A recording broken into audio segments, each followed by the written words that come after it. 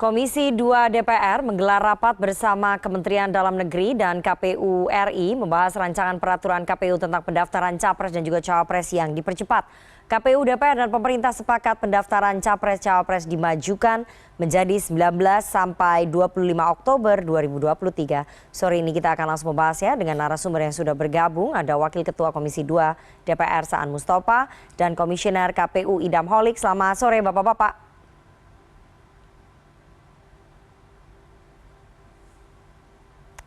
Selamat sore, Kang Saan. Selamat sore, Nak. Sepertinya Komisioner KPU belum bergabung ya.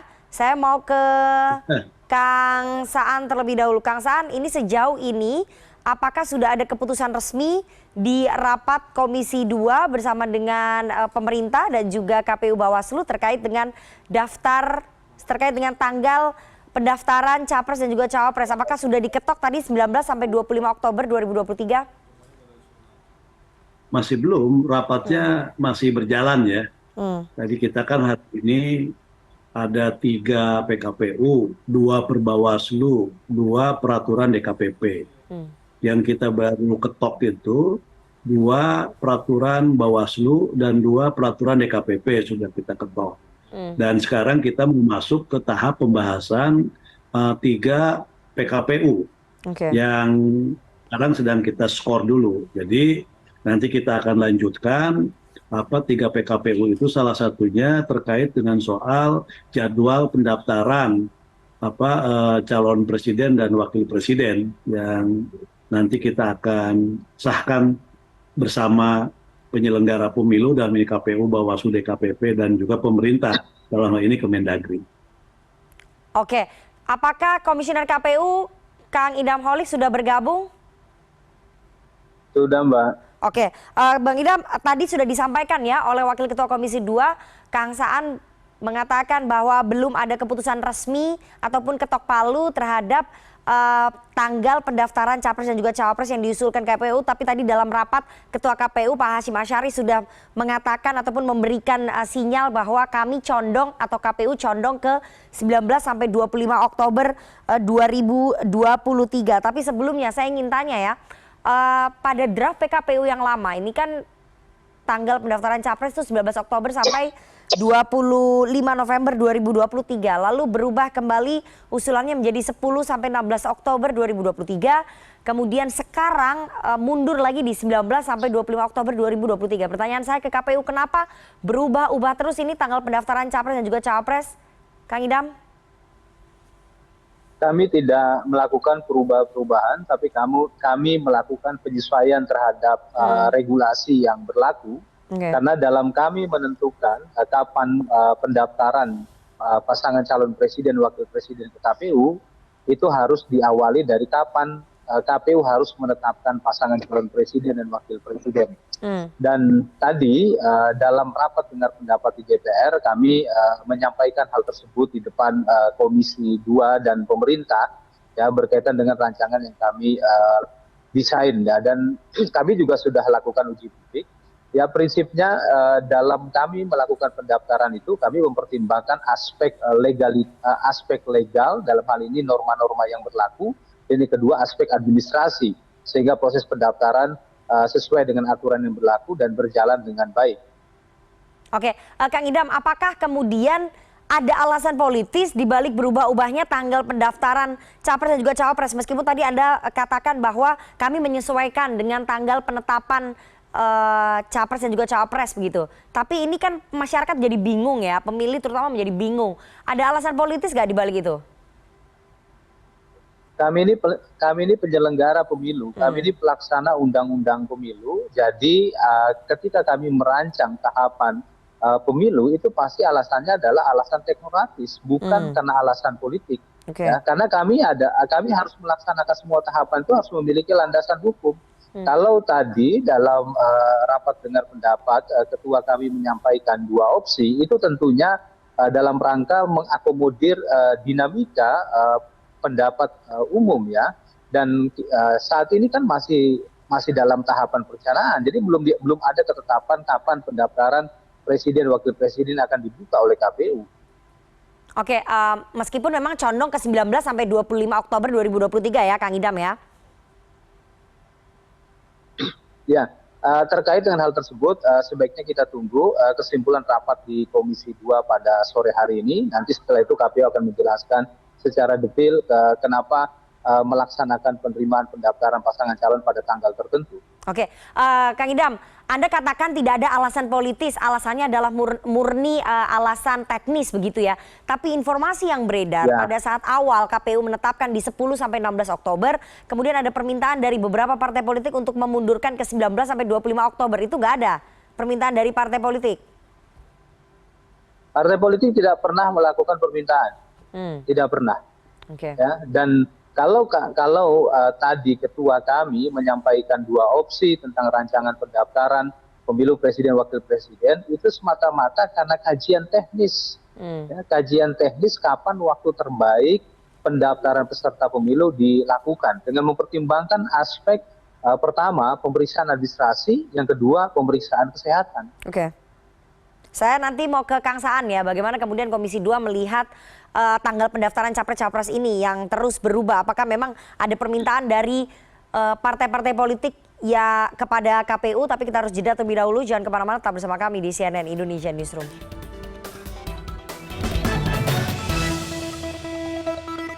Terima kasih Anda masih bersama kami di CNN Indonesia Newsroom, dan kita akan kembali melanjutkan dialog kita tentang apakah ada negosiasi di balik percepatan daftar Capres dan juga Cawapres 2024 bersama dengan Wakil Ketua Komisi 2 DPR ada Saan Mustopha dan juga Komisioner KPU Idam Holik.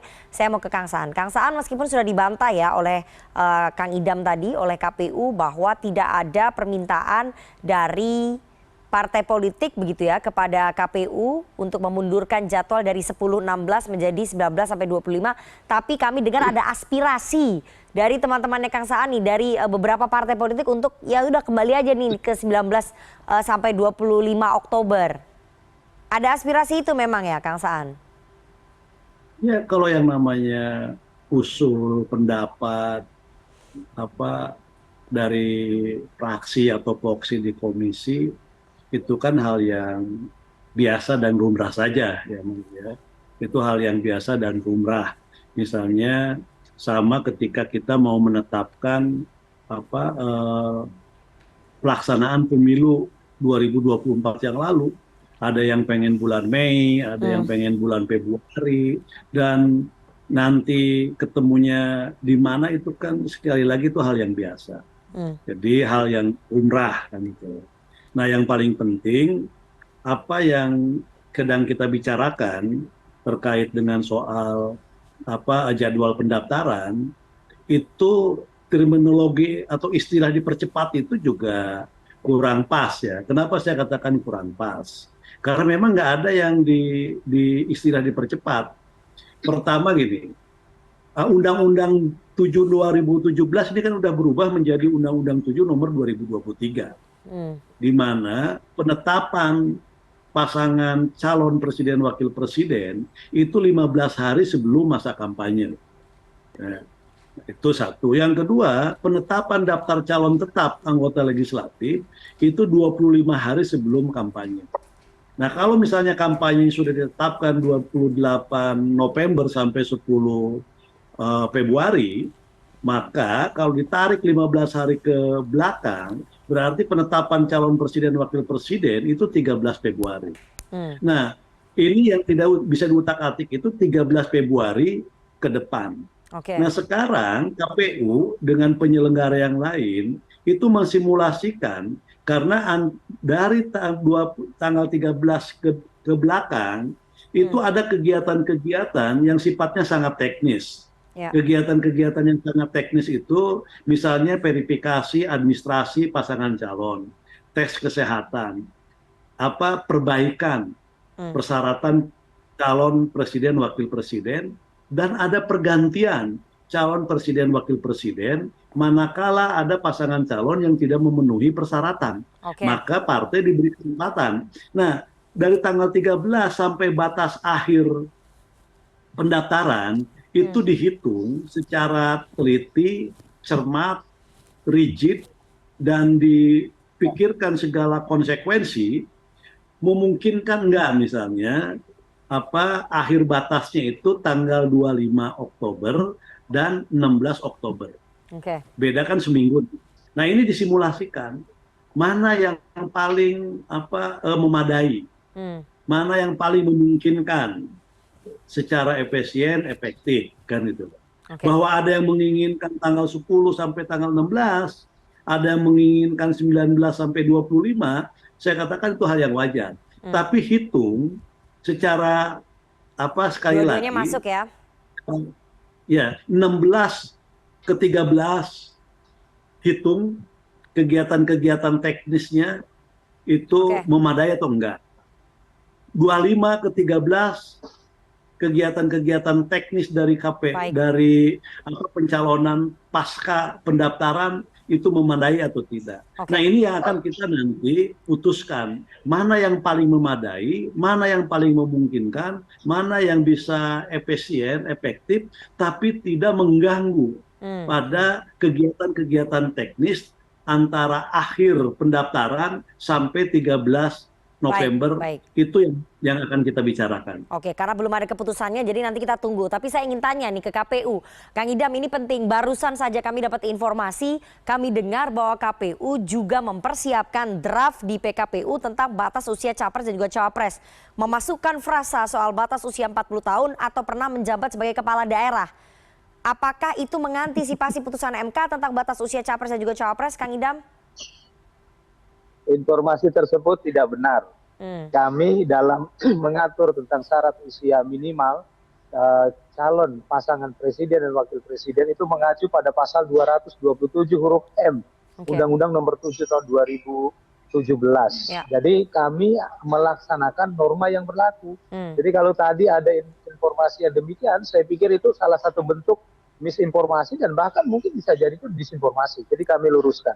Kami menentukan syarat minimal bakal pasangan calon presiden dan wakil presiden itu sesuai dengan pasal 227 huruf M Undang-Undang Nomor 7 tahun 2017 di mana syarat minimalnya adalah 40 tahun. Oke, Kang Idam, tapi kalau misalnya nanti ada perubahan di putusan MK soal batas usia capres dan juga cawapres dan ada frasa soal itu, apakah KPU akan merubahnya dalam PKPU yang baru nanti? Dalam penyelenggaraan pemilu, kami harus melaksanakan prinsip berkepastian hukum dan kita tahu bahwa putusan Mahkamah Konstitusi itu bersifat final dan mengikat atau ergo omnes ya. Jadi apapun nanti yang diputuskan oleh Mahkamah Konstitusi ya kami akan laksanakan, dan hari ini kita hormati proses judicial review di Mahkamah Konstitusi dan kami melaksanakan norma-norma yang masih efektif berlaku dalam Undang-Undang Pemilu. Baik, jadi selama belum ada